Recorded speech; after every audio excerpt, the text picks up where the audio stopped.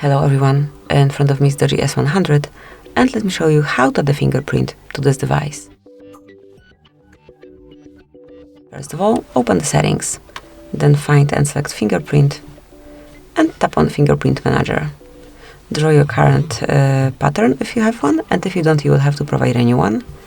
Click on More and select I agree. Now it's time to enroll your fingerprint. Sensor is located on your power button, so just over here.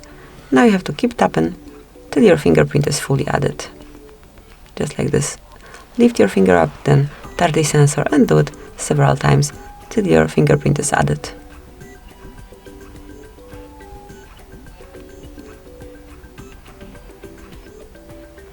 And that's it. Mark done.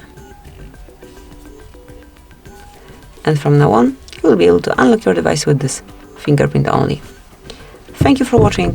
Please subscribe our channel and leave the thumbs up.